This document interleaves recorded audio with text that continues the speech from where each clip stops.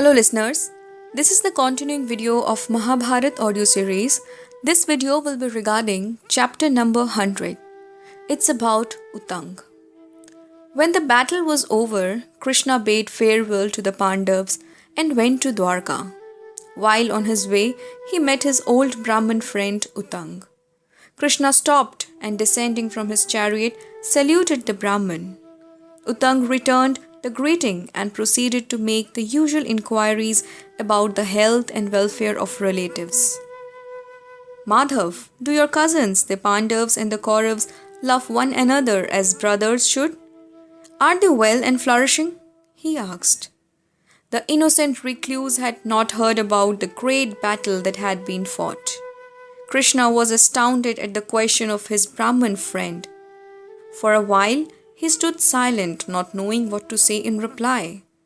Then he softly disclosed what had happened. Sir, a terrible battle had been fought by the Pandavas and the Kauravas. I tried hard and applied every means to prevent the fight and make peace between them. But they would not listen. Almost all of them have perished on the field of battle. Who can stop the hand of fate? Then he related all that had happened. When Utang heard the narrative, he was exceedingly wroth. With eyes red with indignation, he spoke to Madhav. Vasudev, were you there standing by and did you let all this happen? You have indeed failed in your duty. You have surely practiced deceit and led them to destruction. Prepare now to receive my curse.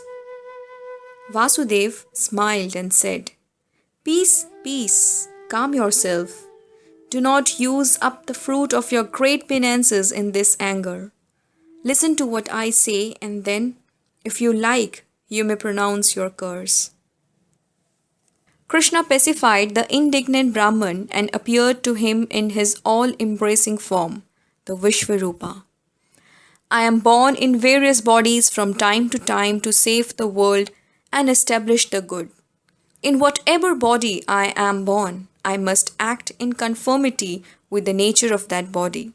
When I am born as a Deva, I act as a Deva does. If I appear as a Yaksha or as a Rakshas, I do everything like a Yaksha or a Rakshas. If I am born as a human being or as a beast, I do what is natural to that bird and complete my task. I begged hard of the ignorant Kauravas. They were arrogant and intoxicated by power and paid no heed to my advice. I tried to intimidate them. Therein also I failed. I was in wrath and showed them even my Vishvarupa.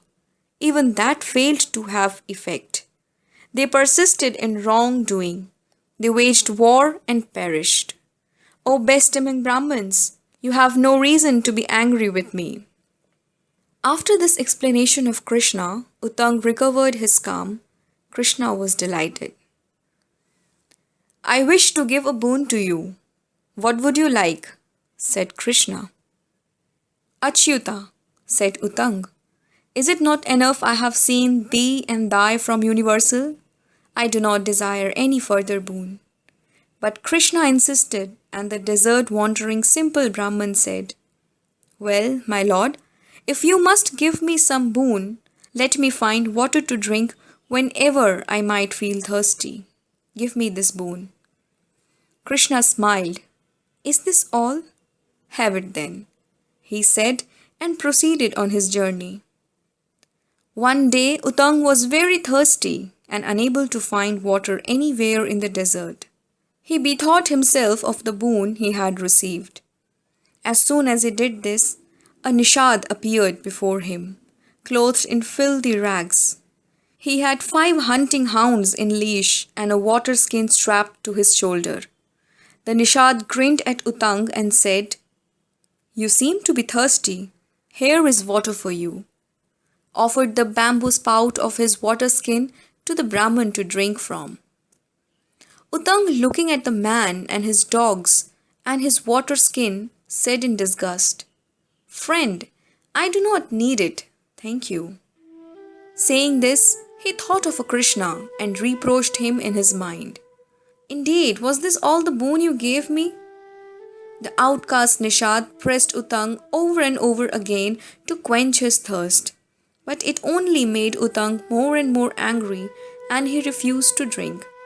The hunter and his dogs disappeared. Seeing the strange disappearance of the Nishad, Utang reflected, who was this? He could not have been a real Nishad.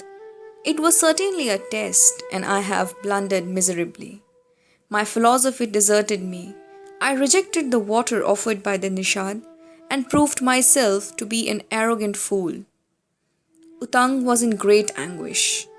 A moment later, Madhav himself appeared with conch and discuss. "O Purushottam," exclaimed Utang, "you put me to a difficult trial. Was it right of you to try me thus? Make an untouchable offer unclean water to me, a Brahman, to drink? Was this kind?" asked Utang. Utang spoke in bitter tones. Janardhan smiled. "O Utang, for your sake, when you put my boon into action, I asked Indra to take Amrit to you and give it to you as water. He said he could not give to a mortal what would give him immortality, while he was willing to do anything else. But I prevailed upon him and he agreed to take Amrit and give it to you as water, provided I let him do it as a Chandala and tested your understanding, and found you willing to take water from a Chandala. I accepted the challenge, believing you had attained Jnana and transcended externals. But you have done this and made me suffer defeat at Indra's hands." Utang saw his mistake and was ashamed. Chapter 100 finishes here. Keep listening Mahabharat audio series in the next videos.